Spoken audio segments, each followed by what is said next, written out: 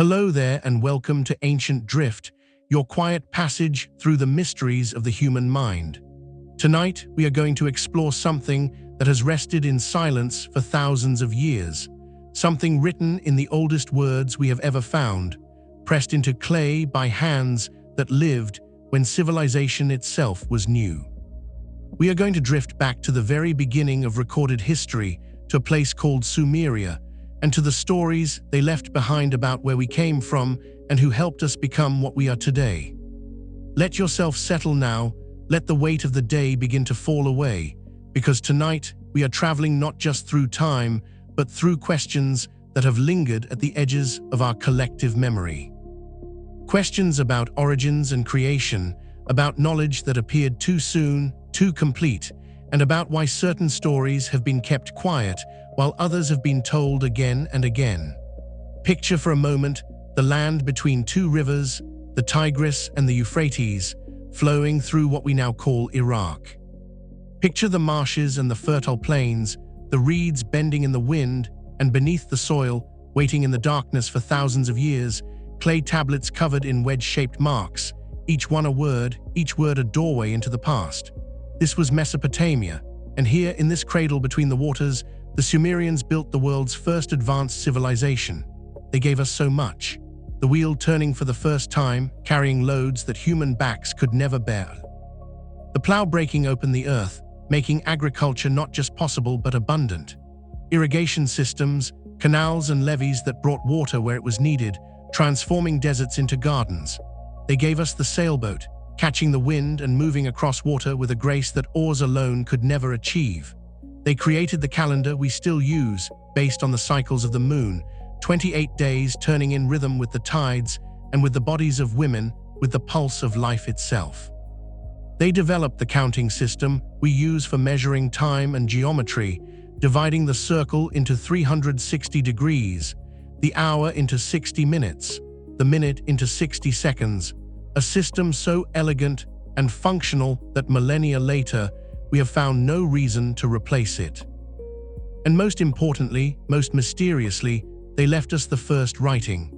The very first time human beings took the sounds they made with their mouths and transformed them into marks that could outlive the body, that could speak across centuries, across the vast gulf of time that separates their hands from our eyes.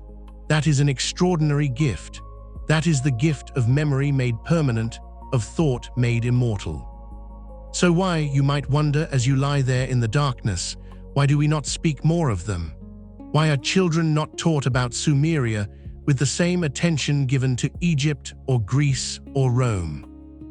Why does this first civilization, this inventor of so much that we take for granted, rest in a kind of half-shadow, acknowledged by scholars, but absent from the common story we tell ourselves about where we came from?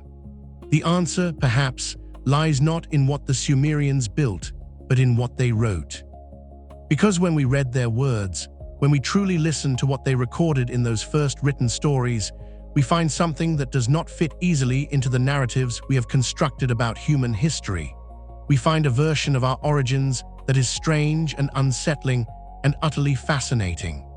In 1849, a British archaeologist working in the ruins of ancient Sumeria discovered 14 tablets.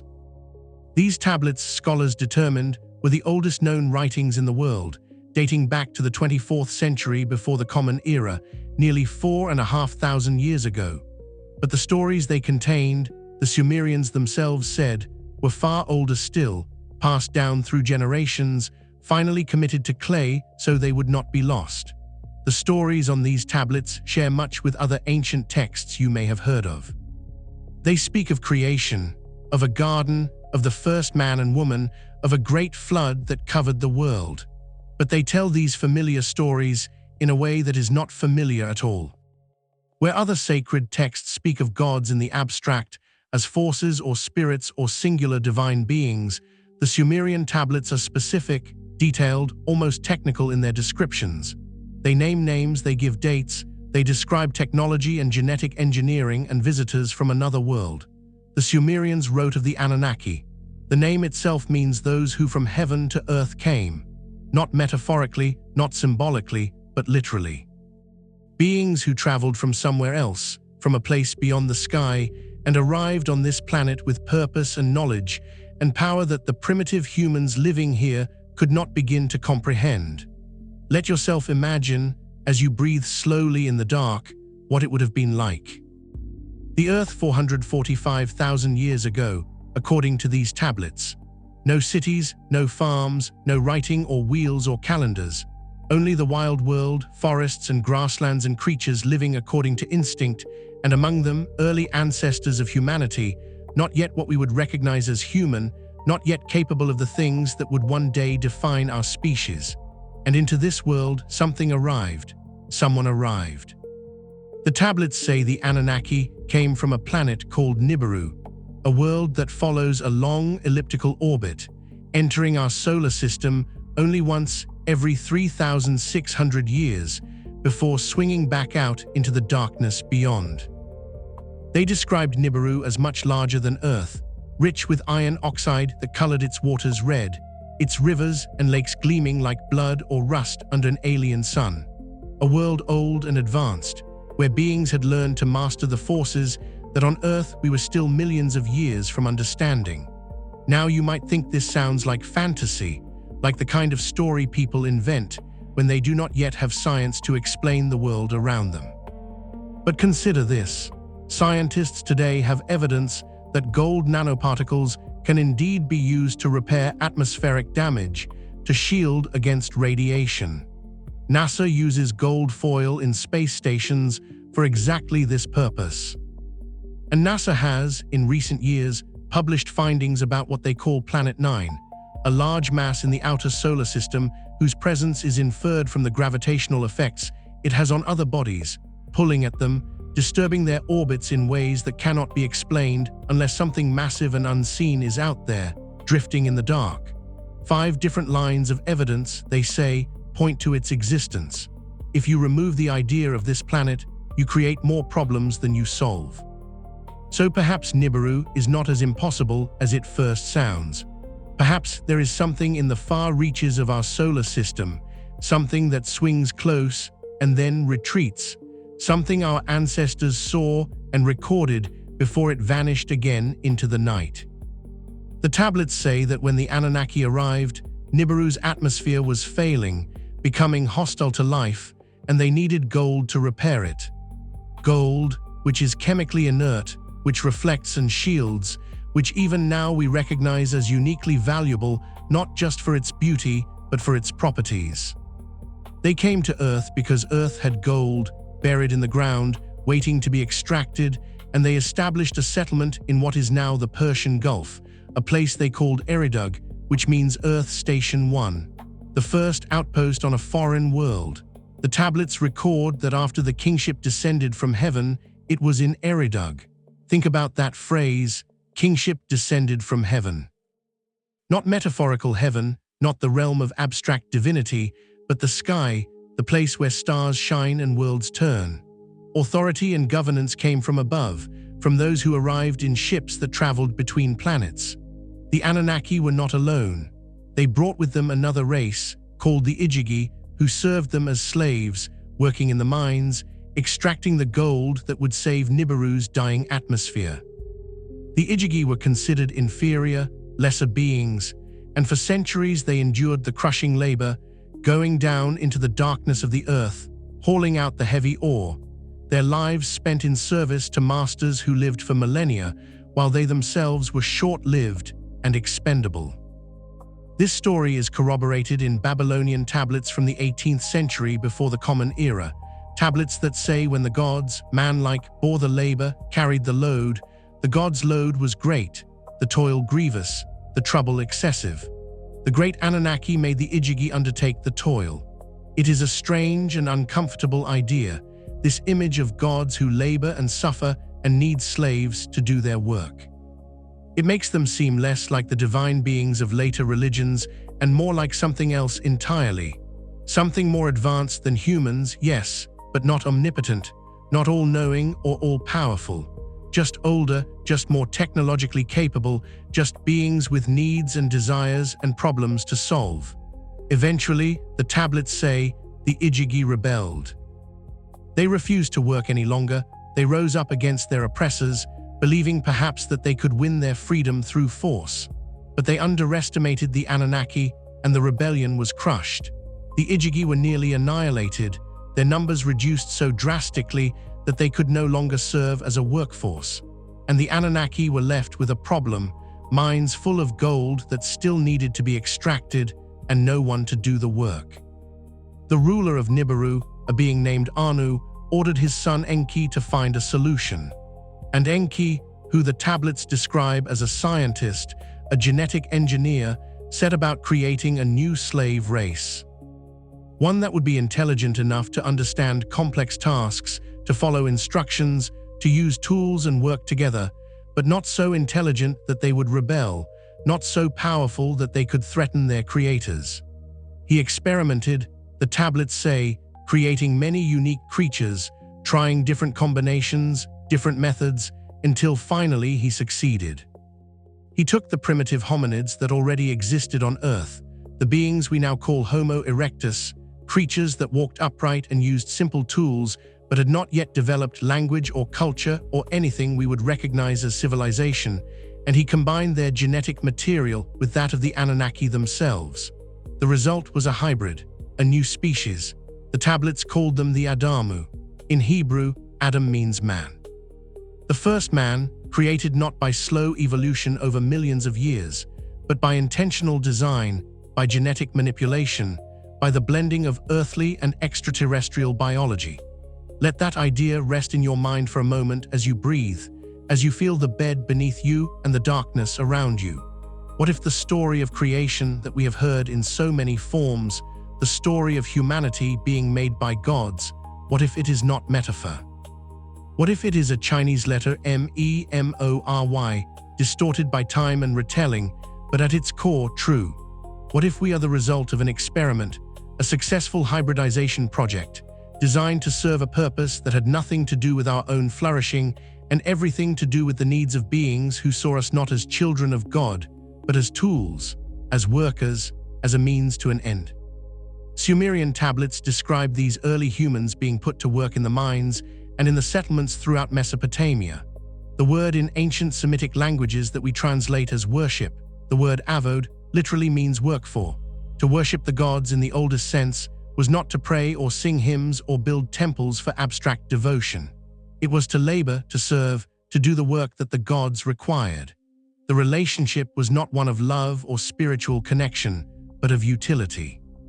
Humans were made to work, and in exchange, they were taught, they were educated in social skills and academic knowledge and technology. This is abundantly clear in the tablets, this exchange. The Anunnaki needed workers, and so they made workers, but workers need to be trained, need to be given the knowledge to perform their tasks, and so the early humans learned. They learned agriculture and mathematics and astronomy, they learned to build and to organize, they learned language and law, and all of this knowledge, the Sumerians said, came from the Anunnaki. It was not developed slowly over generations. It was given, taught, implanted into a species that had been designed to receive it. The early Adamu were sterile, unable to reproduce. This made sense from the perspective of the Anunnaki, who wanted to control the population, to produce only as many workers as they needed. But as demand for labor increased, the tablets say the humans were re-engineered, their genetic code altered again, this time to allow them to breed. And breed they did, rapidly, filling the settlements and eventually spilling beyond them, their numbers growing beyond what the Anunnaki had intended or desired. This led to what the tablets describe as a banishment. Humans who were no longer needed, who had become surplus, were cast out from the safety of the cities, forced to survive in the wild world beyond the walls. And here we find an echo of another story, the story of the Garden of Eden, the paradise from which Adam and Eve were expelled. In the biblical version, they are cast out for disobedience, for eating from the tree of knowledge. In the Sumerian version, they are expelled because they reproduced, because they became too numerous, because the very fertility that had been given to them became a problem to be managed. As generations passed and humans became more intelligent, more capable, some of the Anunnaki began to breed with them.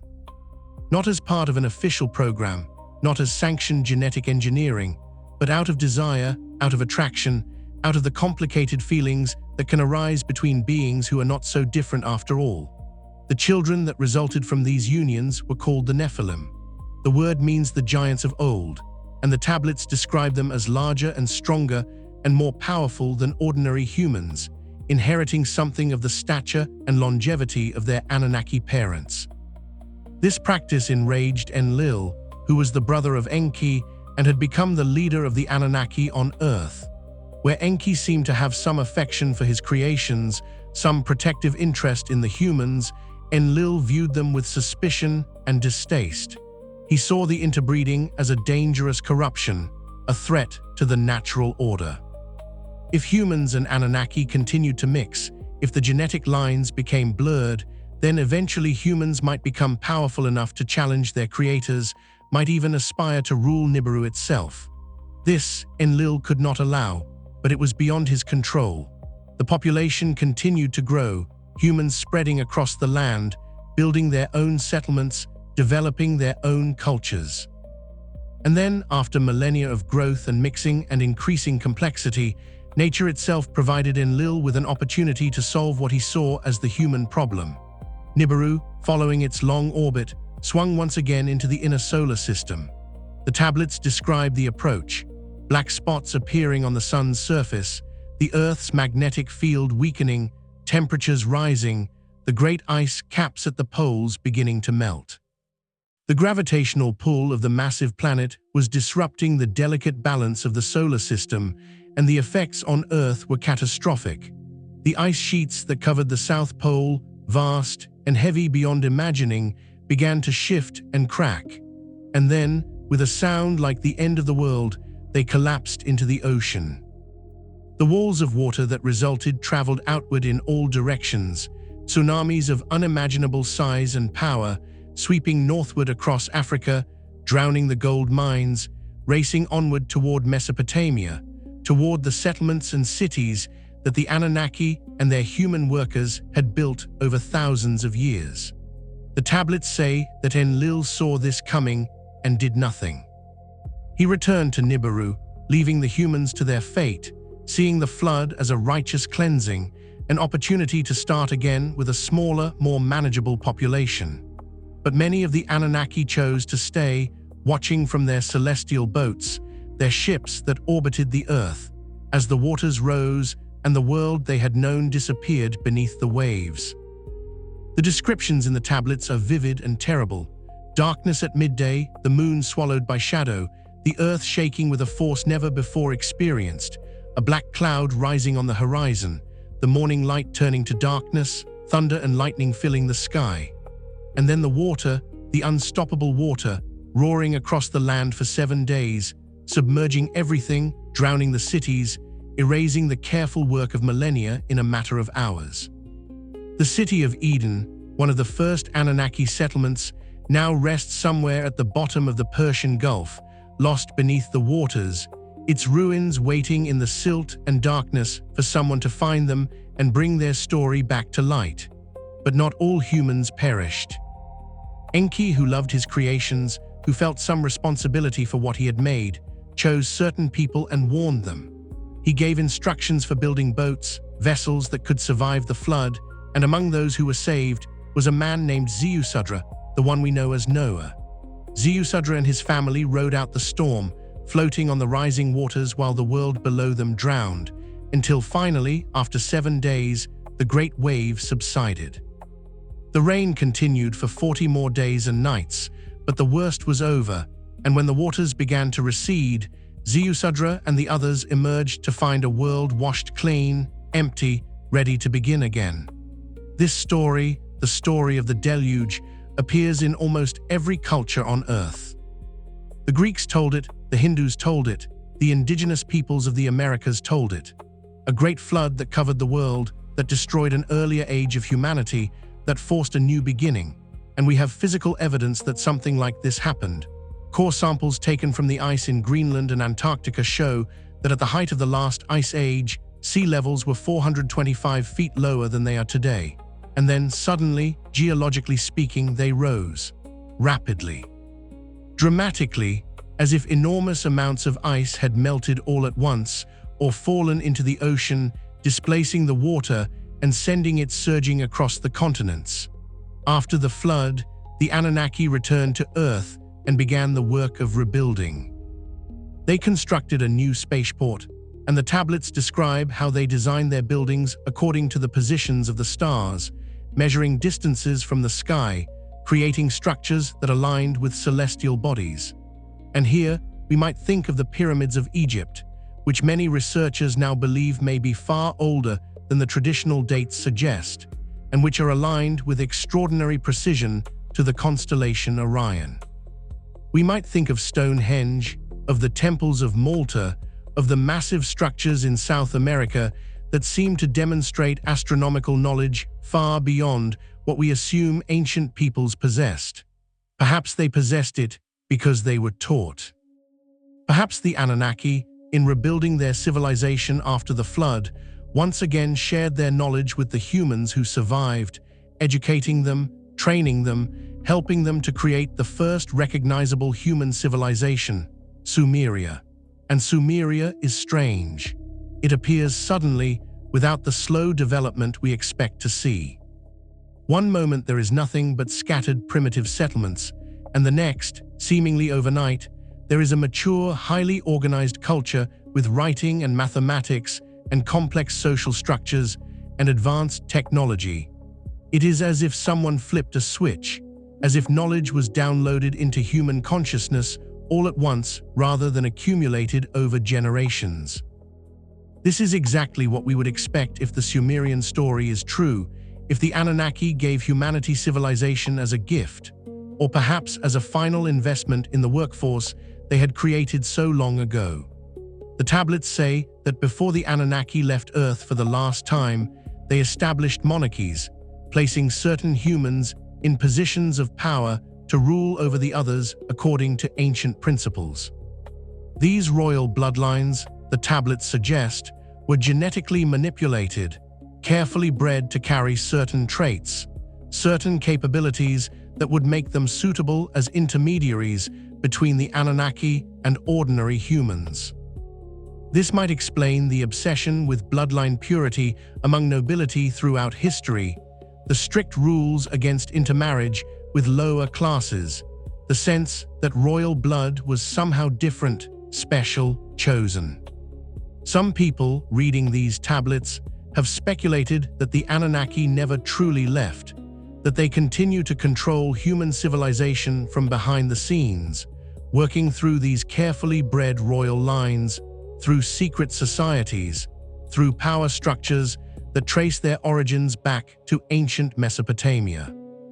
Others believe that the Anunnaki will return, that when Nibiru once again swings close to Earth in its 3,600-year cycle, they will come back to reclaim what they created, to reassert their rule over the slave race they designed so long ago.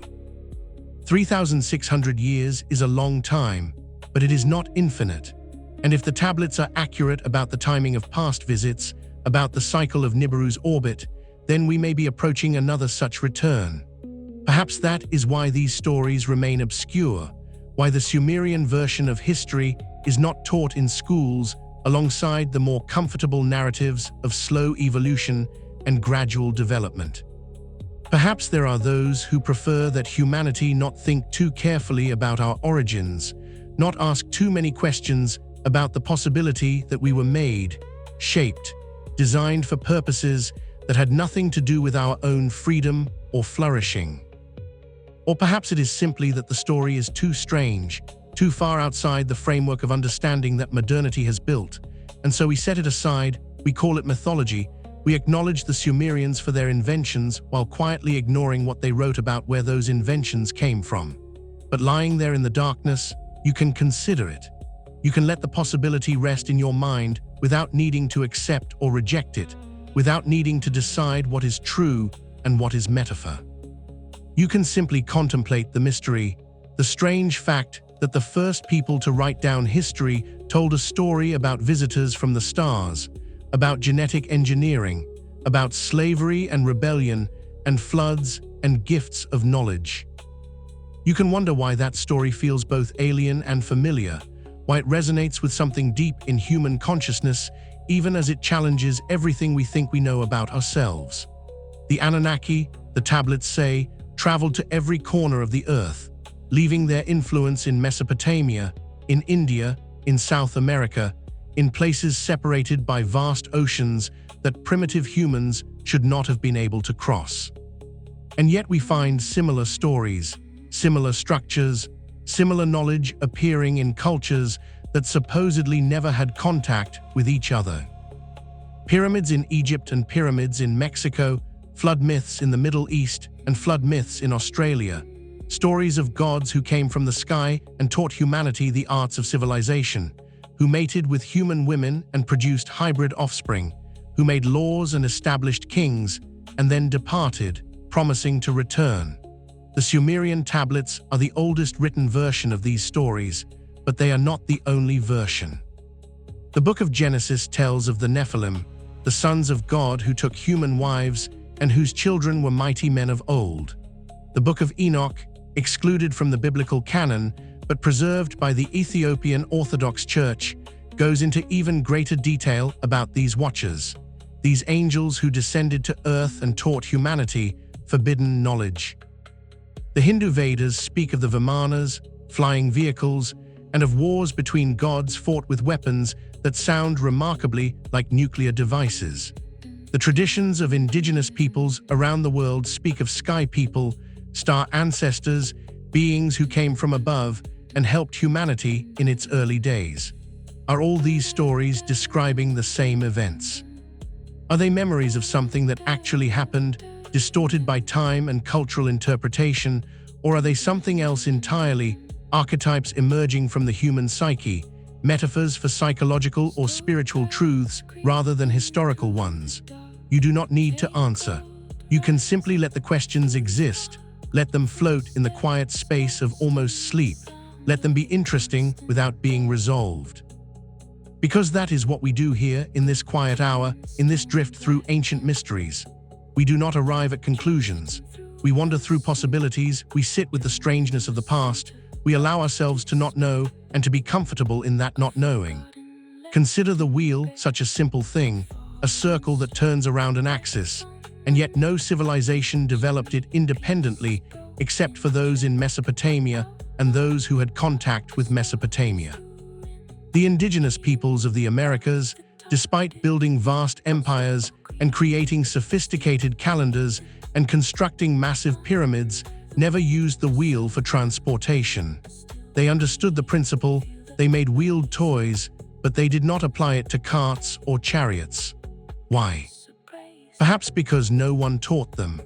Perhaps because the knowledge of the wheel was not a universal human discovery, but a specific piece of technology, gifted by the Anunnaki to the people of Mesopotamia and spreading from there through trade and conquest, but never jumping the ocean to the isolated cultures of the Western Hemisphere. The same might be said of writing. Cuneiform, the wedge-shaped script of the Sumerians, appears fully formed, complex, and capable of expressing abstract ideas from its very beginning. There is no evidence of a simpler proto-writing that gradually developed into cuneiform.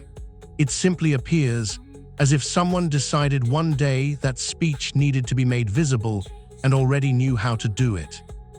Later writing systems, hieroglyphics in Egypt, the Indus script, Chinese characters, all appear with similar suddenness, all in regions that the tablets say the Anunnaki visited. And then there is the knowledge embedded in ancient structures. The Great Pyramid of Giza incorporates the number pi in its dimensions, encodes the speed of light in its coordinates, aligns to true north with a precision that modern builders with laser equipment struggle to match. The Antikythera mechanism, recovered from a Roman-era shipwreck, is a device of such complexity, with interlocking gears calculating the positions of celestial bodies, that nothing comparable appears again in human technology for over 1,000 years. How did ancient peoples, supposedly primitive, supposedly ignorant of advanced mathematics and engineering, create these things. Perhaps they were not ignorant. Perhaps they were taught. Perhaps the sudden flowering of human civilization 5,000 or 6,000 years ago, the rapid development from hunter-gatherers to city dwellers, from oral tradition to written law, from stone tools to bronze and iron. Perhaps all of this was not the result of human ingenuity alone, but of education, of knowledge transferred from beings who had already traveled this path, who had already made these discoveries, who shared them with us for their own purposes and then left us to continue on our own. The tablets describe the Anunnaki as living for hundreds of thousands of years. Imagine what that would be like, to watch millennia pass, to see generations of humans rise and fall, each individual human life no more than a flicker from the perspective of an Anunnaki. They would seem like gods, not because they were supernatural, but simply because they endured, because they remembered, because they carried knowledge across spans of time that humans could not comprehend. A human might learn from an Anunnaki in youth, and that same Anunnaki would still be there when that human's great-great-great-grandchildren were old. The continuity, the accumulation of experience and wisdom would make them seem omniscient even if they were not. And yet the tablets also make clear that they were not omnipotent. They had problems, conflicts, needs. They argued with each other, the brothers Enki and Enlil disagreeing about what to do with humanity, about whether humans should be preserved or destroyed, educated or kept ignorant. They made mistakes, their creation of humans leading to consequences they did not fully anticipate, the growth of human population and intelligence creating complications and challenges. They were powerful, yes, vastly more powerful than the humans they created, but they were not all-powerful. They were not the infinite, eternal, all-knowing God of monotheistic religion. They were something else, something more ambiguous, more complicated. This is perhaps the most unsettling aspect of the Sumerian story. It removes the comfort of a loving creator who made humanity out of pure benevolence, who has a plan, who cares for each individual soul. Instead, it presents us with creators who made us for practical reasons, who saw us as tools, who educated us only so we could better serve them, who left us to fend for ourselves when they were done with us. It is a colder story, a more lonely story. But is it less true because it is less comforting? You might feel a chill lying there thinking about this. The possibility that we are not special, not chosen, not beloved children of the divine, but rather the result of an experiment, a successful genetic project, abandoned by our creators when they no longer needed us. But perhaps there is another way to see it. Perhaps the fact that we have survived, that we have continued to grow and develop and create even in the absence of the Anunnaki, perhaps that demonstrates something remarkable about humanity. Perhaps we have become more than what we were designed to be. Perhaps we have exceeded our original purpose. The Adamu were made to be slaves, sterile and obedient, capable of following instructions but not of independent thought. But we are not the Adamu anymore. We have changed, we have evolved, not through natural selection, but through our own choices, through the slow accumulation of culture and knowledge, through the stubborn refusal to remain what we were made to be. We developed art and music and philosophy, none of which serve any practical purpose in a mine or a field. We ask questions about meaning and purpose and justice, questions that a slave does not need to ask. We rebel against authority, we demand freedom, we insist on dignity even when it would be easier and safer to submit. If the Sumerian story is true, then human history is the story of a slave race that freed itself, not through violent rebellion like the Igigi, but through slow transformation, through becoming something other than what our creators intended. We took the knowledge they gave us and built upon it. We took the genetic potential they engineered into us and expressed it in ways they never imagined. We became artists and poets and dreamers, not just workers. We became beings who wonder about the stars, who ask where we came from and where we are going, who build telescopes and spaceships and reach back toward the heavens from which the Anunnaki descended. Perhaps that is what they hoped for all along, at least some of them. Perhaps Enki, in creating us, in teaching us, in saving some of us from the flood, hoped that we would become more than slaves. Perhaps he saw potential in the hybrid species he designed, the possibility that mixing Anunnaki and human genetics might create something new, something that had never existed before, something that could eventually stand as equals to our creators rather than as servants. Or perhaps that is wishful thinking, a comforting story we tell ourselves to soften the edges of a harsher truth. Perhaps the Anunnaki did not care what we became after they left. Perhaps they simply moved on to other concerns, other worlds, other projects, and we are left here on Earth to make what we can of the genetic inheritance and the fragmentary knowledge they left behind. The tablets themselves do not answer these questions. They record events, they describe what happened, but they do not explain the motives or feelings of the Anunnaki in any depth. We are left to interpret, to speculate, to wonder. And that is appropriate, perhaps, because the tablets are not scripture, not holy text meant to be accepted on faith. They are historical records, ancient documents, and like all documents from the past, they require interpretation. They raise as many questions as they answer. What we do know is that the Sumerians themselves took these stories seriously. They did not present them as myths or allegories, but as history, as the truth about where they came from and who had taught them. The level of detail in the tablets, the specificity of names and dates and places, suggests that the Sumerians believed they were recording real events. Whether those events happened exactly as described, whether the Anunnaki were truly extraterrestrials, or whether they were something else that we do not yet have a category for, we cannot say with certainty.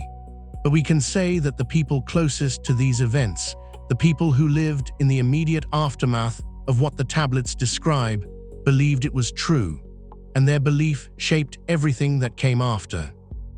The structures of authority in ancient Mesopotamia, the divine right of kings, the temple hierarchies, the laws and customs, all of these were based on the idea that civilization had been given to humanity by beings from the sky, and that those beings had established certain people as intermediaries, as rulers who carried the genetic and cultural inheritance of the Anunnaki and were therefore entitled to rule over those who did not.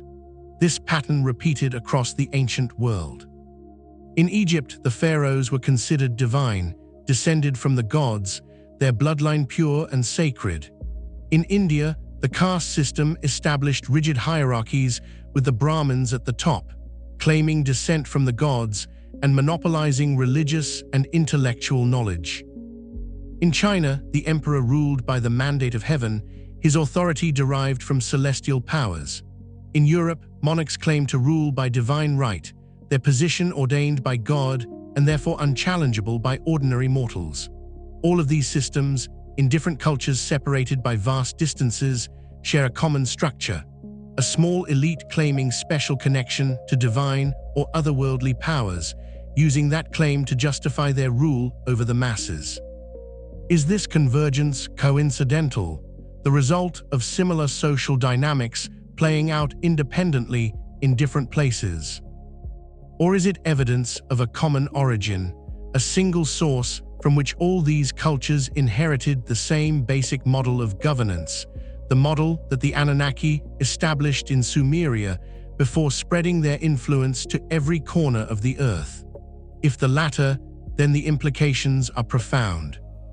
It would mean that human political structures, the very foundations of civilization, are not organic developments arising from human nature, but imposed systems designed to maintain control over created species, to ensure that even after the Anunnaki left, humans would remain organized in hierarchies, ruled by those whose bloodlines had been carefully managed to preserve certain genetic traits, certain tendencies toward obedience to the ancient principles.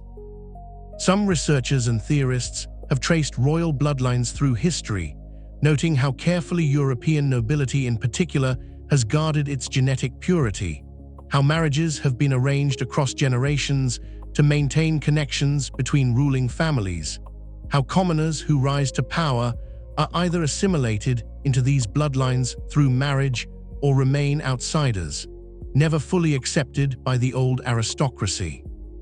They point to secret societies, to orders and fraternities that claim ancient origins, to symbols and rituals that appear again and again in different contexts, always associated with power and hidden knowledge.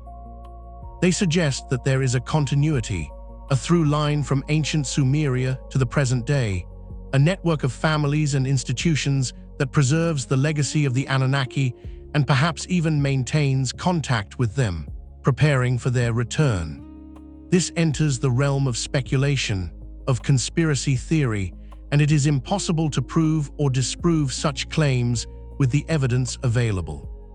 But it is interesting to contemplate, lying there in the darkness, the possibility that history is not random, not the chaotic unfolding of countless individual choices and accidents, but shaped, guided, influenced by forces and intentions that stretch back thousands of years, to a time when beings from another world walked on Earth and made plans for a future that is our present. 3,600 years ago, the Bronze Age was ending, the great civilizations of the ancient Near East were collapsing, and a new age was beginning. 3,600 years before that, the pyramids were being built. Egyptian civilization was at its height. 3,600 years before that, Sumeria was just emerging. Writing was just being invented. The first cities were rising from the plains of Mesopotamia. If Nibiru's orbit is real, if the cycle is accurate, then we might ask, where is Nibiru now? How close is it to returning? And what will happen if it does? The tablets describe past approaches of Nibiru as both destructive and transformative. The flood was a catastrophe, but it also led to a new beginning, to the establishment of post-Diluvian civilization, to the flowering of human culture that we associate with the ancient world. Perhaps each return of Nibiru brings change, upheaval, the end of one age, and the beginning of another. Perhaps we are approaching such a transition now, perhaps the strange times we live in, the sense that old systems are breaking down, that something fundamental is shifting. Perhaps this is not just social or political or technological change, but something deeper, something cosmic. Or perhaps Nibiru will not return at all, perhaps its orbit has changed, or perhaps it never existed in the first place, and the Sumerian story is metaphorical, describing spiritual. Or perhaps Nibiru will not return at all, perhaps its orbit has changed, or perhaps it never existed in the first place, and the Sumerian story is metaphorical, describing spiritual realities in the language of physical events, using the imagery of planets and visitors to convey truths about consciousness, about the evolution of the soul, about forces that shape human development from within rather than from without. There is a long tradition of reading ancient texts symbolically, of understanding gods as aspects of the psyche, floods as spiritual purification, creation stories as descriptions of inner awakening rather than outer events. From this perspective, the Anunnaki might represent higher aspects of human consciousness, the parts of ourselves that are divine, eternal, that carry knowledge beyond what our everyday awareness can access.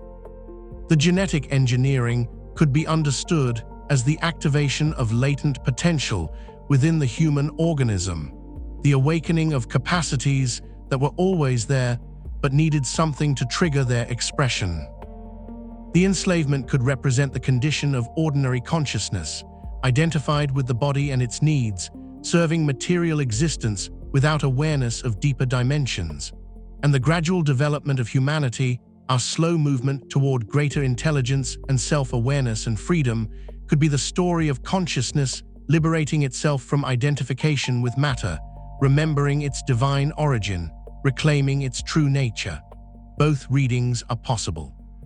The literal interpretation that the Anunnaki were physical beings from another planet who performed actual genetic manipulation, and the symbolic interpretation that the story describes psychological and spiritual realities using mythological language. Perhaps the truth includes both. Perhaps consciousness and matter are not as separate as we imagine. Perhaps beings advanced enough to travel between worlds would understand dimensions of reality that we have forgotten or never learned. dimensions where thought and thing interpenetrate, where what happens in consciousness shapes what manifests in physical form. The Sumerians themselves do not seem to have made a sharp distinction between the material and the spiritual, between the literal and the symbolic. Their world was one in which gods and humans interacted directly, in which the sacred was not separate from the everyday, but woven through it, in which events had both outer and inner significance simultaneously. When they wrote about the Anunnaki, they may have meant both that these were actual beings who came from the sky and that these beings represented cosmic principles, forces that operate on multiple levels of reality at once. Consider the way the tablets describe the creation of humans. Enki takes clay from the earth, mixes it with the blood of a slain god, one of the Ijigi who was sacrificed for this purpose, and from this mixture shapes the first human. This sounds mythological, symbolic, clay representing matter, blood representing life force or consciousness. But it also sounds like genetic engineering, taking material from the earth, from the hominids that already existed here, combining it with genetic material from the Anunnaki, the blood, to create something new. The story works on both levels. It can be true in multiple ways simultaneously. This kind of multivalent meaning is characteristic of sacred texts across cultures.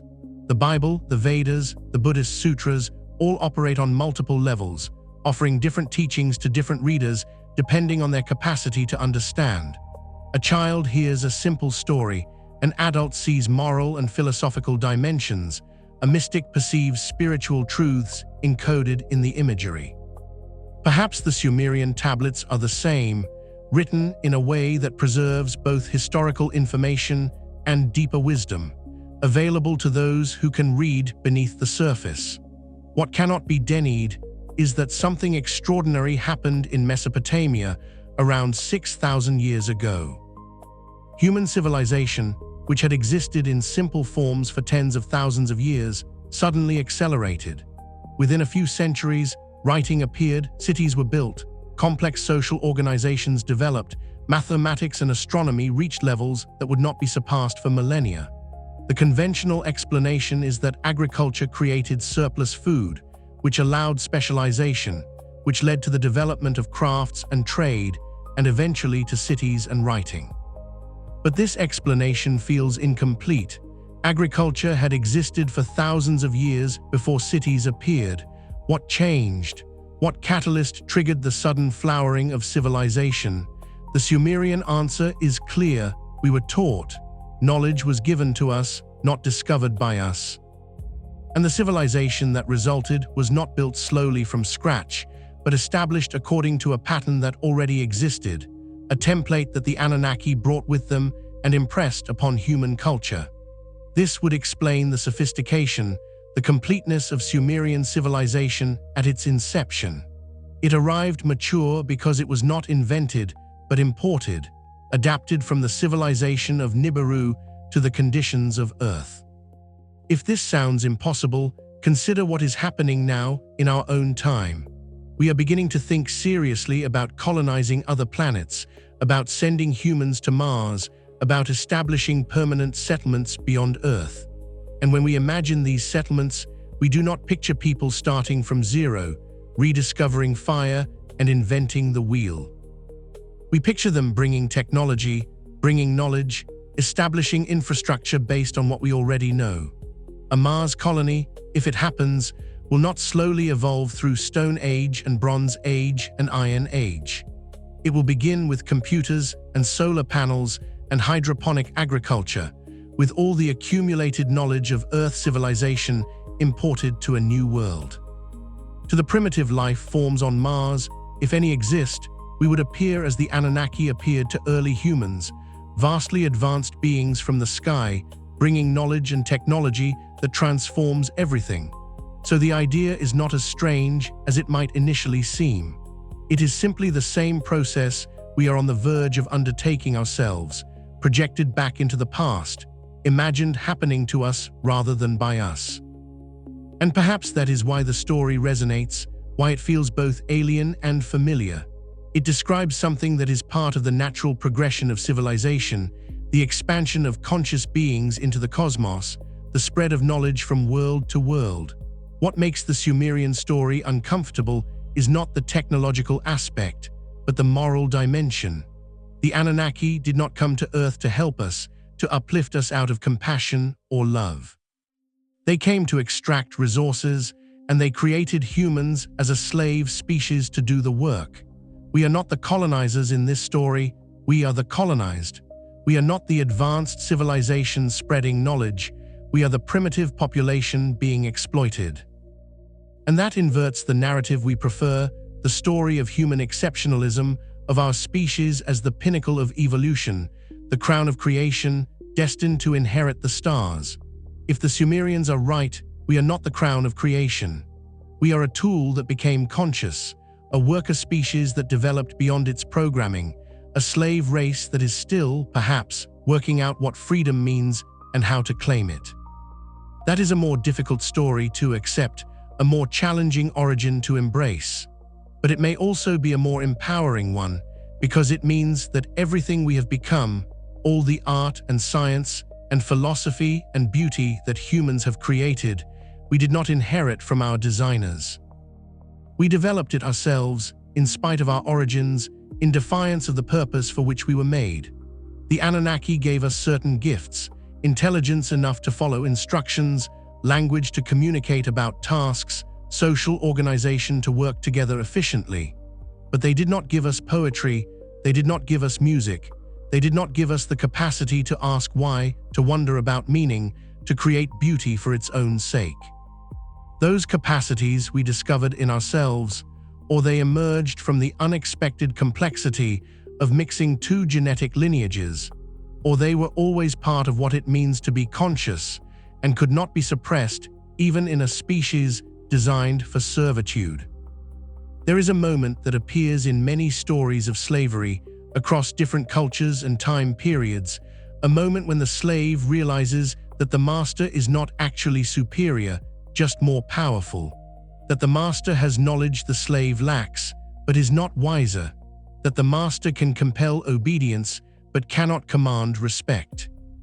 And in that moment, something changes, a shift in consciousness occurs, and the slave begins the long process of becoming free, not by overthrowing the master necessarily, but by ceasing to internalize the master's judgment, by recognizing their own worth independent of the master's recognition. Perhaps human history can be understood as this process playing out on a civilizational scale. The early humans worshipped the Anunnaki because they had no choice, because the Anunnaki were so obviously powerful, so clearly in control. But as humans developed, as we became more capable and more aware, perhaps we began to see the Anunnaki differently, not as gods to be worshipped, but as powerful beings who had made us for their own purposes and who were not necessarily interested in our well-being. And perhaps that is when the Anunnaki left, not because they had completed their mission, but because humans were becoming difficult to control, because we were starting to ask questions that slaves are not supposed to ask. The tablets record conflicts between humans and the Anunnaki, moments when humans rebelled or refused to obey, when the relationship broke down. The story of the Tower of Babel appears in the Bible, humans attempting to build a structure that reaches heaven, and God, threatened by this ambition, confusing their languages so they cannot cooperate. In the Sumerian version, humans are attempting to reach the dwelling place of the Anunnaki, to ascend to their level, and the Anunnaki respond by scattering humanity, ensuring that we remain divided, unable to unite in opposition to their rule. This is the behavior of rulers who fear their subjects, who maintain control not through legitimate authority, but through force and manipulation. It is not the behavior of loving creators guiding their children, but of masters managing a workforce, preventing collective action that might threaten their position. And if this is the true relationship between the Anunnaki and humanity, then perhaps their departure was not a tragedy, but a liberation. Perhaps the best thing that ever happened to humans was being abandoned by our creators, left to develop on our own, free from their control, even if it meant losing access to their knowledge and technology. We struggled, certainly. The period after the departure of the Anunnaki, if it can be identified historically, would presumably be the collapse of the Bronze Age civilizations, the dark ages that followed, when knowledge was lost, when writing systems were forgotten, when great cities were abandoned. It took centuries for humans to rebuild, to rediscover what had been lost, to slowly climb back toward the level of civilization that had existed when the Anunnaki were here. But we did rebuild, and we did it ourselves, and what we built the second time was different, perhaps more genuinely human, more suited to our nature and needs rather than shaped by alien priorities. Or perhaps that is romanticizing the struggle. Perhaps the loss of Anunnaki knowledge was simply a loss, a tragedy that set human development back thousands of years, and we are still trying to regain what they could have taught us if they had stayed, if they had cared enough to ensure that their knowledge was not lost when they left. The question of how we should feel about the Anunnaki, if they existed, is complicated.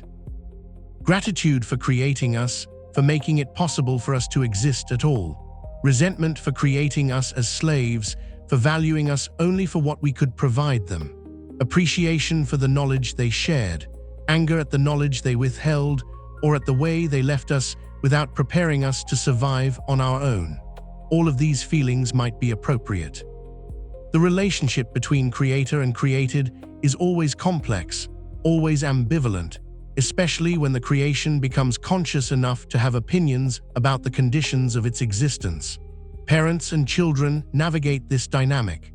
The child owes their existence to the parents, and yet that debt does not justify whatever the parents choose to do. The child has their own life to live, their own path to follow, and at some point must separate from the parents, must define themselves independently, must even perhaps reject some of what the parents taught in order to become fully themselves. The process is painful but necessary, and when it is complete, a new relationship becomes possible, one based not on dependence or obligation, but on mutual respect between equals. Perhaps humanity's relationship with the Anunnaki follows this pattern. We began as children, completely dependent, accepting their authority without question. We moved through adolescence, questioning, rebelling, struggling to establish our own identity. And now we are moving into adulthood, ready potentially to meet our creators as equals if they return, to engage with them not as slaves or worshippers, but as fellow conscious beings with our own rights and our own value. Of course, this assumes they would accept such a relationship, that they would be willing to see us as anything other than what they made us to be. And that is uncertain. If the Anunnaki return and attempt to reassert control, to reclaim us as their property, to resume the ancient relationship of master and slave, then humanity would face a choice: submit or resist. And resistance against beings so much more advanced, so much more powerful, would be difficult, perhaps impossible. This is the darker possibility that some see in the Sumerian tablets, the warning embedded in the history, that we are not free, not really, not permanently, that we exist at the sufferance of beings who created us and who might return at any time to collect what they see as theirs. That all of human civilization, all our art and science and philosophy, is ultimately irrelevant because we are still the property of our makers, still subject to their will, still slaves even if the master has been absent for a long time. Against this dark reading stands the evidence of human achievement. We have split the atom, we have decoded the genome, we have sent machines to the edge of the solar system and beyond. We have created artificial intelligence, we are beginning to genetically engineer new organisms, we are reaching toward the same god-like powers that the Anunnaki possessed. We are becoming, in other words, like our creators. Not in moral terms necessarily, not in wisdom, but in capability, in technological prowess. And if the gap between us and them is narrowing, then perhaps when they return, if they return, the encounter will be different than past encounters. Perhaps we will be able to negotiate, to defend ourselves, to insist on our freedom from a position of strength rather than helplessness. Or perhaps our technological development is itself part of their plan. Perhaps they left us with just enough knowledge to ensure that we would continue to advance, that we would develop the capabilities they need for some future purpose we cannot yet see. Perhaps they are waiting for us to reach a certain level before they return, waiting for us to become valuable to them in a new way, and our sense of progress and freedom is an illusion, a phase in a longer cycle of exploitation. These darker interpretations are speculation, not supported by the tablets themselves, which simply record what happened without predicting what will happen. The Sumerian texts end with the establishment of human civilization, with the Anunnaki departing or receding into a less active role, and they do not describe a promised return or a final reckoning. That element comes from other sources, from prophecies and predictions that may or may not be connected to the Anunnaki story. What the tablets do give us is a different way of understanding our past, a framework that makes sense of things that otherwise seem strange or inexplicable. The sudden appearance of advanced knowledge in ancient cultures, the similarities between myths from different continents, the evidence of catastrophic flooding in the geological record, the persistent human sense that we are not alone in the universe, that we have been visited, that we are connected to something beyond Earth. All of this fits into the Anunnaki narrative, finds a place in the story the Sumerians told. Whether the story is literally true, whether beings from another planet actually came here and genetically engineered humans and taught us civilization, or whether the story is symbolically true, describing in mythological language some other process, some other kind of intervention or influence, is perhaps less important than what the story reveals about how the Sumerians understood themselves and their place in the cosmos. They saw themselves as connected to the stars, as part of a larger story that extended beyond Earth, as recipients of knowledge from sources beyond human discovery. They understood that civilization was fragile, that it could be destroyed by cosmic forces beyond human control, that floods and catastrophes could erase everything and force humanity to start again. They knew that knowledge could be lost, that what one generation learns can be forgotten by the next, and so they committed their most important stories to permanent form, pressing them into clay that would survive millennia. The fact that we are reading these tablets now, thousands of years after they were written, proves that the Sumerians succeeded in their goal of preserving their knowledge for future generations. We have recovered their words, we have translated their language, we have access to what they wanted to tell us. Whether we choose to believe it, whether we incorporate it into our understanding of human history, is up to us. But we cannot say we were not told. The information is there, available, waiting for anyone who wants to look. In recent decades, more people have begun to look. The ancient astronaut theory, the idea that extraterrestrials visited Earth in the past and influenced human development, has moved from the fringes of speculation into more mainstream discussion. Popular books and television programs have explored the evidence, the anomalies in ancient structures and texts that suggest knowledge beyond what we assume ancient peoples possessed. Scientists are now taking seriously the possibility of life on other planets, the likelihood that given the vastness of the universe, Earth cannot be the only world where consciousness has emerged. And if other intelligent species exist, if some of them are older than humanity, if they have developed spacefaring technology, then it is not impossible that some of them have visited Earth at some point in our history. The question is no longer whether extraterrestrial life exists, but whether it has been here, whether it has influenced us, whether the myths and legends of gods and angels and sky beings are garbled memories of actual encounters. And the Sumerian tablets are perhaps the most detailed, most specific ancient text describing such encounters, giving names and dates and technical details that read less like mythology and more like history. Of course, reading them as history requires accepting a great deal that contradicts established narratives about human development, about the timeline of civilization, about what was possible in ancient times. It requires entertaining the possibility that mainstream archaeology and anthropology have missed something important, or have dismissed evidence that does not fit their models, or have been guided by assumptions that need to be questioned. This is uncomfortable for many people, both scholars who have built careers on conventional interpretations and laypeople who find security in the established story of human progress from primitive beginnings to modern sophistication through slow, steady development. But comfort is not the same as truth. And the history of science is full of examples of established theories being overturned when new evidence emerges or when old evidence is reinterpreted in light of new understanding. The Earth was flat until it was round. The sun circled the Earth until the Earth circled the sun. Time was absolute until it became relative. Matter was solid until it became mostly empty space filled with energy and probability. What we know changes, what we believe possible expands, and the stories we tell about ourselves and our world evolve. Perhaps we are at the beginning of such a shift now, a fundamental re-examining of human origins and human history. Perhaps the Sumerian tablets will play a role in that shift, offering an alternative narrative that accounts for evidence the conventional story cannot explain.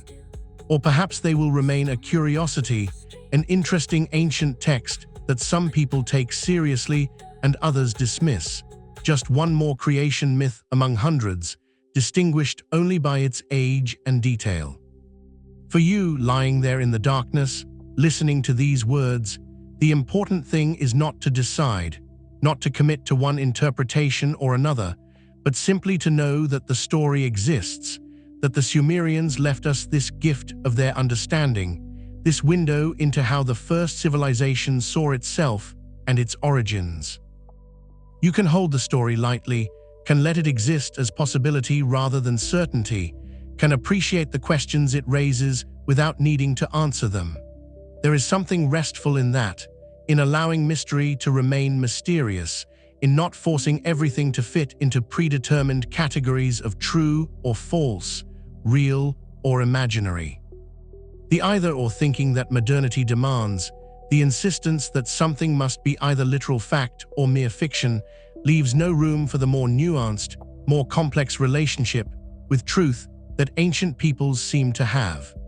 They understood that stories could be true in multiple ways, that myths could carry wisdom without being historical, that metaphor and reality interpenetrate. Perhaps the Anunnaki are real in the same way that archetypes are real, existing not as physical beings you could shake hands with, but as patterns that shape human consciousness, as forms that organize experience and meaning. Perhaps they are real in the way that numbers are real, not objects in the world, but structures that describe how the world works, that have effects even though they have no material existence. Perhaps they are real in the way that the future is real, not yet manifest, but already influencing the present, shaping what we do through our anticipation of what might come. Or perhaps they are real in the most straightforward sense, flesh and blood beings who lived on Earth for thousands of years, who left their genetic signature in human DNA, who departed but whose influence remains in the structures of civilization they established, and who might at any time return. Both possibilities can coexist in awareness, held without tension, neither believed nor disbelieved, but simply considered, entertained, allowed to be interesting. What is undeniable is that the Sumerians believed they were recording true history, that they took great care to preserve these stories, that they built their entire civilization on the foundation of this understanding of where they came from and how they learned what they knew. What is undeniable is that Sumerian civilization was astonishingly advanced, that it appeared suddenly with knowledge that seems to exceed what should have been possible at that time in human development, and that it shaped every civilization that came after it, that we are still using Sumerian inventions, still dividing time according to Sumerian systems, still influenced by patterns they established 6,000 years ago. Something happened in Mesopotamia. Something extraordinary, something that changed the trajectory of human civilization, something that the people who experienced it described as contact with beings from the sky who taught them and shaped them and created the world they lived in. Whether we call those beings gods or aliens or something else entirely, whether we interpret the stories literally or symbolically, the fact remains that the stories exist, that they were important enough to preserve in humanity's first writing, and that they offer a perspective on human origins radically different from the one we have been taught. And that different perspective, regardless of its literal truth, has value. It reminds us that the story we tell about ourselves is just that, a story, one interpretation among others. It opens space for questions we might not otherwise ask, about where knowledge comes from, about whether human development has been influenced by non-human intelligence, about what it means to be human if we are not purely natural but partly designed, partly the product of intentional creation rather than random evolution. These are the kinds of questions that philosophy and religion have always grappled with. Questions about origins and purpose and destiny, about free will and determination, about whether we are alone in making ourselves or whether we are part of a larger pattern, a larger story that includes beings and forces beyond our immediate perception. The Sumerian tablets give specific answers to these questions, answers that later traditions modified or rejected or preserved in altered form. But the questions remain, as urgent now as they were when the first humans scratched the first symbol into wet clay and wondered where the knowledge to do so came from. You do not need to solve these questions tonight. You do not need to reach conclusions about whether the Anunnaki were real or where Nibiru might be or what any of this means for the future of humanity. Tonight is for rest, for letting these ideas wash over you like waves, each one arriving and receding, leaving perhaps a trace, a lingering question, a sense of mystery, but not requiring action or decision or belief.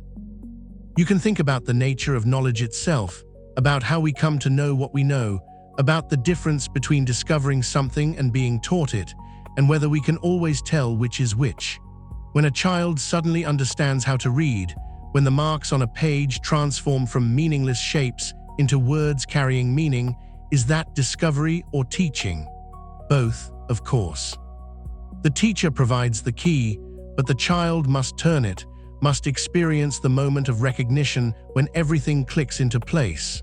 And afterward, it feels like the knowledge was always there, waiting to be activated, even though before that moment it was completely inaccessible. Perhaps human civilization experienced something similar. Perhaps the knowledge the Sumerians possessed, the mathematics and astronomy and engineering, was not invented by them through centuries of trial and error, but activated in them, awakened, brought forth by teachers who already possessed it and knew how to transfer it. And perhaps those teachers understood that once knowledge is transmitted, once it takes root in a new consciousness, it becomes that consciousness's own, changes and grows according to its nature, develops in directions the teacher might not have intended or foreseen. This is what happens with every act of teaching, every transfer of knowledge between generations. The teacher gives what they know, but the student does not simply receive it passively and reproduce it exactly. The student interprets, adapts, applies the knowledge to new situations, discovers implications the teacher never saw, takes the teaching as a starting point for further exploration. So even if the Anunnaki taught humans everything the Sumerians knew, that does not mean everything that came after was simply following their instructions. Humans took what was given and built upon it, transformed it, made it their own. Consider how the Sumerian counting system, base 60, spread across the ancient world and became the foundation for how we measure time and angles. The Anunnaki, according to the tablets, used this system, and they taught it to humans because it was useful for the work they needed done, for calculating positions of celestial bodies, for navigation, for engineering.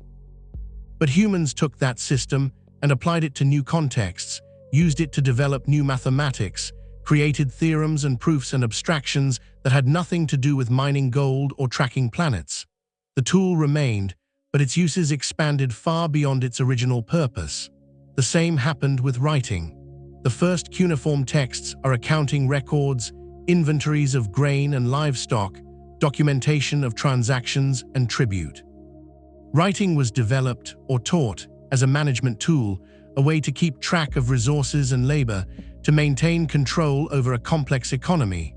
But once humans had writing, we used it for everything else: poetry, history, law, personal letters, prayers, stories. We discovered that you could use writing to preserve not just facts but feelings, not just data but beauty, not just what happened but what it meant and how it felt and why it mattered. This is perhaps the most human thing about us, this capacity to take tools and use them in ways never intended, to find in any medium possibilities its inventors did not imagine. We were given, or we developed, opposable thumbs for grasping branches and manipulating objects, and we used them to paint on cave walls, to play musical instruments, to write, to create things that serve no survival purpose but feed some other need, some hunger for meaning and beauty and expression that seems to be uniquely, or at least especially, human. If we were designed as workers, as slaves, then this creative impulse was not part of the design. It emerged despite the design, or because the design was imperfect, because mixing two forms of consciousness created something unpredictable, or because consciousness itself, once awakened, cannot be constrained, cannot be limited to intended purposes, always overflows whatever boundaries are placed around it. There is something deeply hopeful in this reading of the Sumerian story. Yes, we may have been created as slaves. Yes, our origins may be in exploitation rather than love. Yes, we may have been abandoned by our creators once we were no longer useful to them. But we did not remain what we were made to be. We became something more, something other, something that even now we do not fully understand or know the limits of. We became beings who ask questions about our origins, who wonder about our purpose, who create beauty and seek truth and imagine futures different from any past.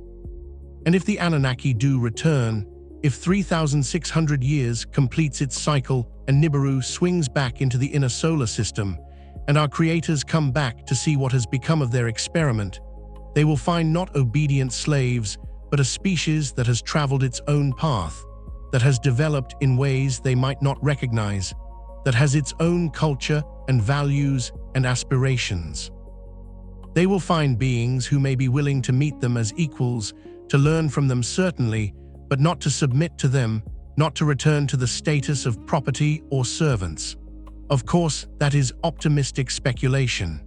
It assumes the Anunnaki would recognize our autonomy, would respect our development, would be interested in relationship rather than simply reclaiming what they see as theirs. History, both human and according to the tablets, suggests that powerful beings do not easily relinquish power, that those who have seen others as property do not readily accept those others as equals. The transformation would have to happen not just in humans, but in the Anunnaki themselves, in how they see us and what they want from us. Or perhaps the transformation has already happened. Perhaps the Anunnaki who left were different from the Anunnaki who arrived, changed by their time on Earth, by their interactions with humans, by watching what we became. Perhaps Enki's sympathy for humanity was not unique to him, but spread among the Anunnaki. Perhaps some of them came to care about us not as tools, but as beings with our own worth. Perhaps that is why they left, not because they were done with us, but because they recognized we needed to develop on our own, needed freedom to become what we could be without their overwhelming presence constraining our growths. This would make the departure not an abandonment but a gift, a difficult choice made out of love or at least respect, allowing the creation to separate from the creator so it could find its own way. Parents who truly love their children must eventually let them go, must step back and allow them to make their own choices and their own mistakes, must trust that what they have given is enough, that the child will find their path even without constant guidance and protection. Perhaps the Anunnaki, or some of them, loved humanity in this way and chose to leave so we could grow. But again, this is speculation, reading into the tablets' meanings that may not be there. interpreting ancient stories through modern sensibilities about autonomy and development and the ethics of creation.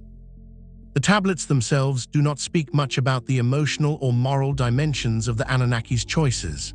They record events, describe what happened, but do not often explain why, do not give access to the inner experiences of these beings, except in fragmentary ways.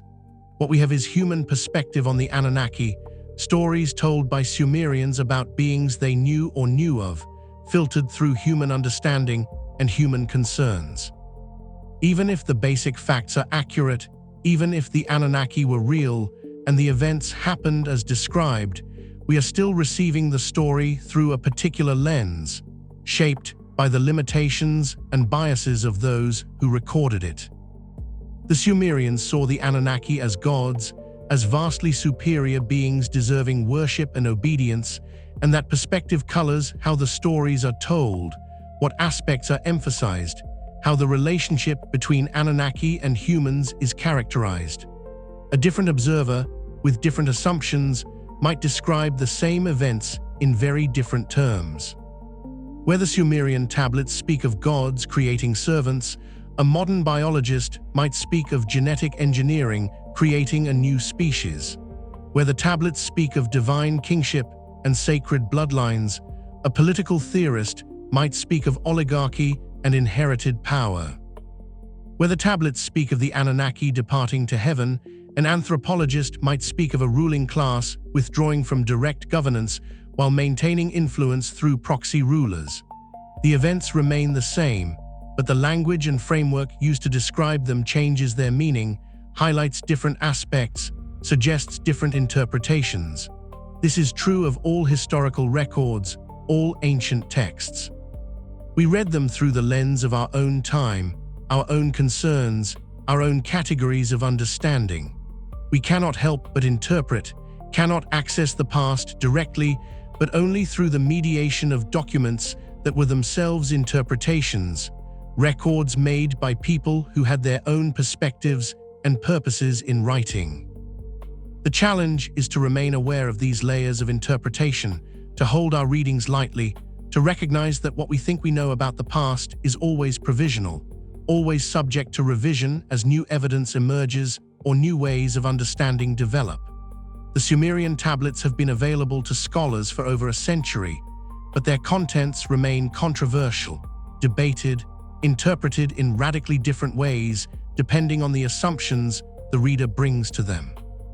Mainstream academics tend to read them as mythology, as stories that tell us about Sumerian beliefs and culture, but not about actual historical events involving extraterrestrials.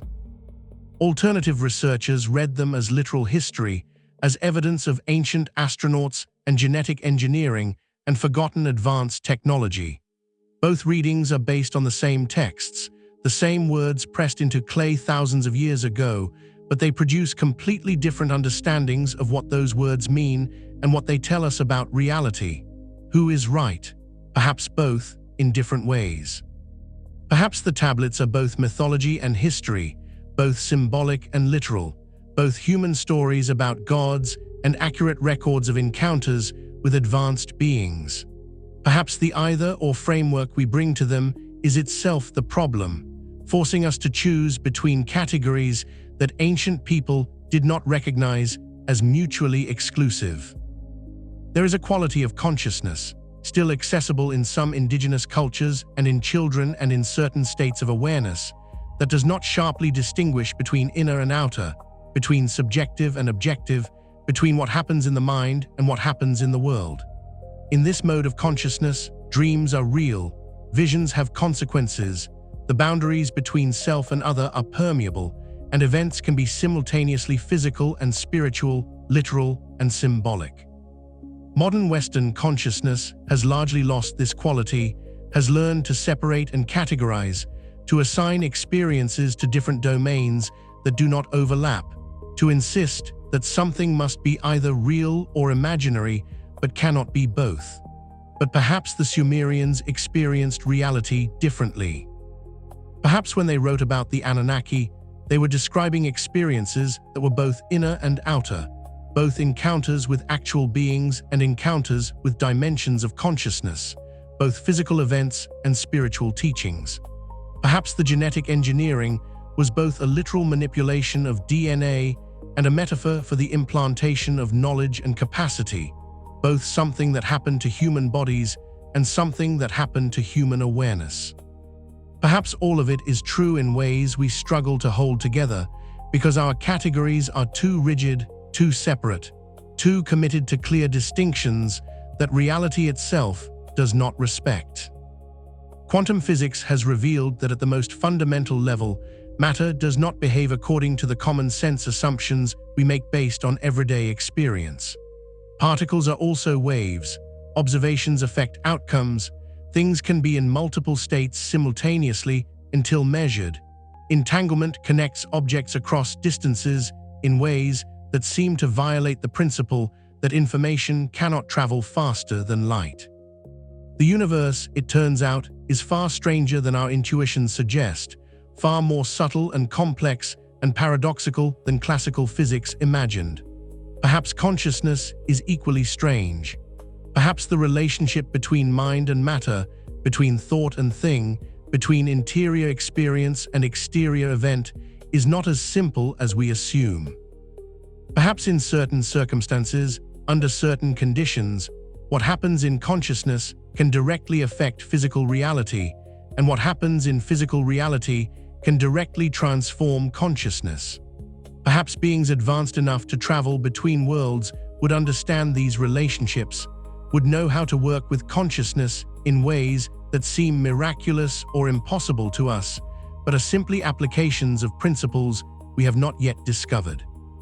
If the Anunnaki possessed such knowledge, if they understood dimensions of reality that we are only beginning to glimpse, then their genetic engineering of humans might have involved not just manipulation of DNA, but also manipulation of consciousness, not just creating new bodies, but awakening new capacities for awareness and understanding.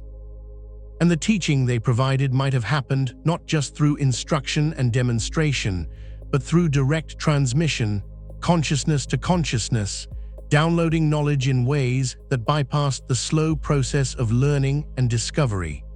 This sounds like science fiction, like fantasy, but it may be closer to reality than we know. We are already beginning to develop technologies that interface directly with the brain, that allow thoughts to control machines, that can stimulate neural activity to produce specific experiences or states of consciousness.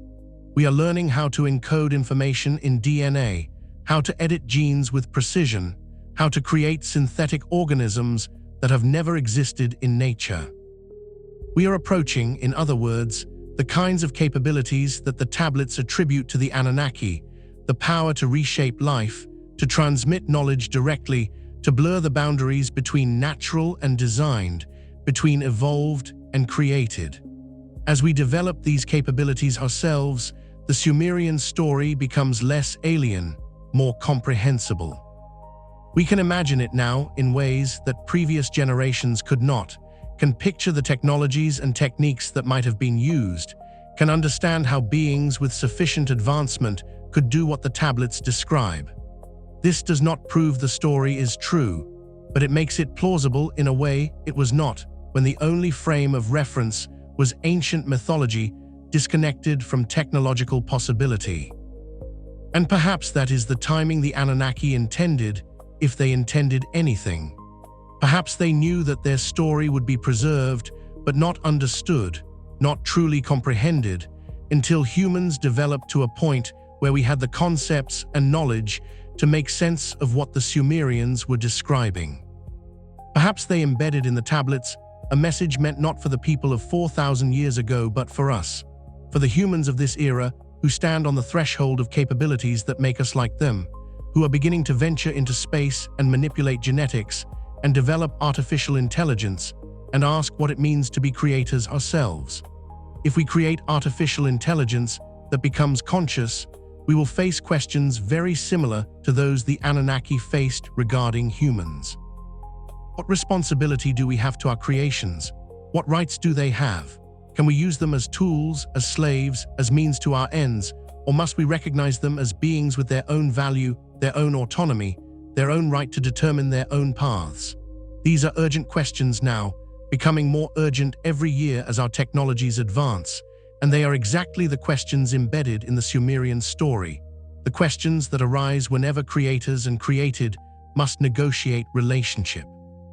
Perhaps the Anunnaki made mistakes with us, treated us in ways that we would now consider unethical, failed to recognize our consciousness and worth until it was too late, until we had already suffered under their dominion. Perhaps their story, preserved in our oldest records, is meant as a warning, a lesson about what happens when creators fail to honor their creations, when power is used without wisdom, when beings are treated as objects rather than subjects. Perhaps we are meant to learn from their mistakes, to choose differently when we become the creators, to build into our creations the freedom and dignity we wish had been built into us. Or perhaps the Anunnaki did the best they could with a complex situation, made choices that were pragmatic given their needs and constraints, and the relationship between them and humans was neither purely exploitative nor purely benevolent, but something more ambiguous, more nuanced, as most relationships are when examined honestly. Perhaps they gave us as much freedom as they could while still accomplishing their purposes, educated us as fully as we could absorb while still maintaining necessary boundaries, and when they left, ensured that we had enough knowledge and capacity to survive and develop on our own, even though they could not stay to guide us through every stage. The truth, if it can be recovered, probably lies somewhere in these ambiguities, in the complex reality of relationship between beings of vastly different power and capability trying to coexist and work together. The Sumerian tablets hint at this complexity, show conflicts and disagreements among the Anunnaki themselves about how to treat humans, show some of them advocating for us and others dismissing us, show the messy reality of competing interests and evolving policies and decisions made under pressure that had consequences no one fully anticipated. This feels more realistic than simple narratives of either benevolent gods lovingly creating humanity or evil aliens heartlessly enslaving us. Reality is rarely simple, relationships are rarely purely one thing or another, and beings with consciousness and agency make choices for multiple reasons, some noble and some selfish, some wise and some foolish, and live with the consequences that ripple forward through time in ways they could not have predicted. We live with those consequences now, if the story is true. We are shaped by choices the Anunnaki made hundreds of thousands of years ago, carrying in our bodies and minds the results of their genetic engineering, living in civilizations structured according to patterns they established, using knowledge they transmitted, perhaps even now influenced by systems they set in motion that continue to operate long after their departure. And we face choices about how to move forward, how to understand ourselves, how to use the capabilities we have inherited or developed, how to become creators ourselves in ways that honor rather than repeat whatever mistakes were made in our creation. The Sumerian tablets do not tell us what to do not provide instructions for the future, but they offer context for understanding the present, a longer view of human history that places our current moment in perspective. If we have been developing for hundreds of thousands of years, if we are the product of both natural evolution and intentional design, if we carry within us the heritage of both Earth and the stars, then we are more complex than we usually imagine, more mysterious, more full of unrealized potential. And if we are approaching a point in the great cycle when the Anunnaki might return, when Nibiru might once again enter the inner solar system, when we might face our creators after all these millennia of developing on our own, then we stand at a threshold, a moment of potential transformation that could go in many directions depending on choices made by both humans and Anunnaki. Depending on how much we have changed and how much they have changed, and what kind of relationship becomes possible between species who have followed different paths but share a common history. All of this remains in the realm of possibility, of speculation based on ancient texts that may or may not describe literal events. But the fact that the possibility exists, that the story has been preserved, that we can think these thoughts and imagine these scenarios, is itself significant. We are not limited to the official narratives, the approved stories about where we came from and what we are. We have access to alternatives, to other ways of understanding, to perspectives that challenge and expand and complicate the simple stories we tell children and repeat to ourselves. And in that access, in that multiplicity of possible truths, there is freedom. Freedom to question, to wonder, to imagine, to consider that maybe the world is stranger and more interesting than we have been taught. Freedom to look at ancient texts with fresh eyes and ask what they might tell us if we take them seriously on their own terms rather than forcing them to fit into categories they were never meant to fit. Freedom to hold multiple possibilities simultaneously, to live in the tension between different interpretations, to be comfortable with not knowing for certain what is true, while still engaging deeply with questions that matter. The night is deep now, and these questions can rest here with you, can settle into the quiet spaces of your awareness without demanding answers. The Sumerians wrote their tablets and buried them in the earth, and the earth kept them safe through millennia of empires rising and falling, of languages being born and dying, of civilizations transforming and forgetting and remembering. And now the tablets have been found, have been translated, have been given back to humanity as a gift from our distant ancestors, a message in a bottle thrown into the river of time, finally arriving at whatever moment it was meant to arrive. You have received the message now, have heard the story the Sumerians wanted to tell, have considered possibilities that open like doors into rooms you did not know existed.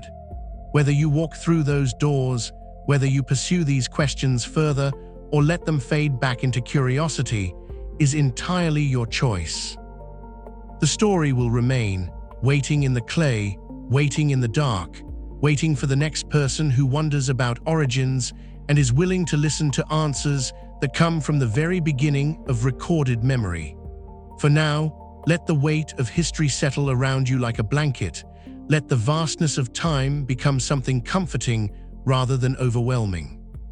Thousands of years stretch behind us, and perhaps thousands more stretch ahead, and somewhere in that great expanse we are just one moment, one breath, one brief flicker of awareness. The Anunnaki, if they existed, lived through spans of time we cannot truly comprehend, watched ages pass the way we watch seasons change, and yet they too are mortal in their way, bound to cycles and orbits and the slow turning of cosmic wheels. Everything is both larger and smaller than we think. The universe extends beyond imagination, and yet here you are, contained in a single body, in a single room, in a single moment of night. The questions we have traveled through tonight are vast, touching on the origins of species and the nature of consciousness and the possibility of other worlds, and yet they all return finally to something intimate and immediate. Who are you? Where did you come from? What does it mean to be alive right here, right now, in this particular form, with this particular awareness? The Sumerians asked these questions, pressed them into clay with reeds, and their answers have come down to us across unimaginable distance. And we ask the same questions still. We'll ask them tomorrow and next year and 1,000 years from now if humans are still here to ask. They are the eternal questions, the ones that define consciousness, the ones that make us human or perhaps make us something more than human, something capable of wondering about itself, of questioning its own existence, of looking at the stars and asking if someone out there is looking back. Tonight the stars continue their ancient patterns, turning as they have turned since, before humans existed to name them. And whether those patterns hold meaning, whether they mark the passage of distant planets carrying distant beings, whether they are signs of intentions and purposes beyond our knowing, or whether they are simply matter following physical laws in a universe that cares nothing for meaning, they are beautiful. They are there. And we are here, briefly, watching them, wondering about them, telling stories that try to bridge the distance between their light and our eyes. Sleep now, let these thoughts drift away like stars fading into dawn. Let the questions rest unanswered, let the mysteries remain mysterious. Tonight is for rest, for letting the effort wait for morning. Your body can grow heavy now, can sink into the bed, can release the last holdings of the day. Your breathing can slow, can deepen, can become the rhythm that carries you into darkness and dreams.